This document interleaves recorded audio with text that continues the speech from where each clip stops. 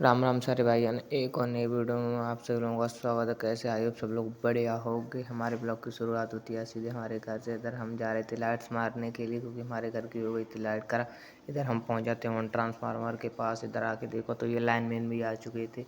फिर ये सब लोग बैठे लाइन कर रहे थे। ठीक सीधा फिर हम पहुंच जाते थोड़ी देर बाद अपने घर पर क्योंकि आज बिट्टू को भी नहलाना था। हमने बिट्टू को काम नहलाने का कर दिया था शुरू क्योंकि इसको लग रही थी बहुत ज़्यादा गर्मी।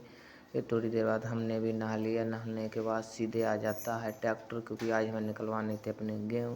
गेहूँ निकलवाने थोड़ा कर रहे थे। ये आ गया था अपना ट्रैक्टर। फिर क्या था, हम लोग चल दिए अपना बोरी बिस्तरा इकट्ठा करके खेत की तरफ। फिर थोड़ी देर बाद हम पहुंच जाते हैं अपने खेत पर। ये सारे लोग भी आ गए थे खेत पर। फिर हम पीछे पीछे भी आ जाते हैं ट्रैक्टर के साथ। ट्रैक्टर आ रहा था हमारे पीछे। भाई काम तो बहुत होते हैं किसान की लाइफ में, पर करता क्या। लगता तो ऐसा है कि वीडियो में अच्छा लगता है। ये कर रहा था बिट्टू से मौज मस्ती। इधर इन दोनों लोगों की चल रही थी आराम से, बहुत ज़्यादा मौज मस्ती। ये भी खुरापाती वो भी खुरापाती, दोनों मिल गए आपस में एक जैसे।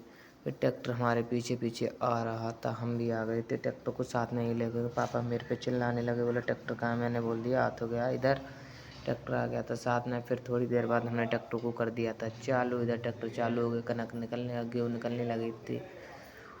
भाई लगता काम ऐसा ही इधर चल रहा था भूसा। फिर तुम्हारा भाई को काम दे दिया था इधर बोरी भरने का। तुम्हारा भाई भी कहाँ पीछे हटने वाला था। इन दोनों लोगों को साथ में लेके बोरी भरने लगा था आराम से। बोरी भरने के बाद गेहूँ निकालते निकालते भाई हो गई थी रात। फिर पापा जी ने हमको और भैया को दोनों लोगों को रख दिया था इधर काम करने को। बोला तुम पहुँचा दोनों लोग ऊपर। भैया को बैठा दिया था थ्रेसर पे, हम लगाने लगे थे सीधा पूरा।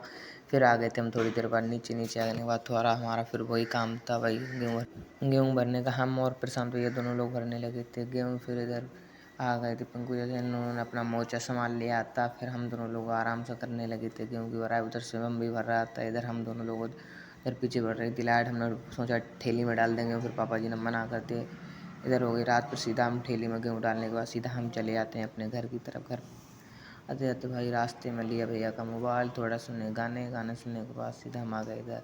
और रोड पर इधर भी हमारे चाचा जी थे, इधर पड़ रहा था भूसा। उनको भी प्रशांत भैया ने पेप्सी पीने को।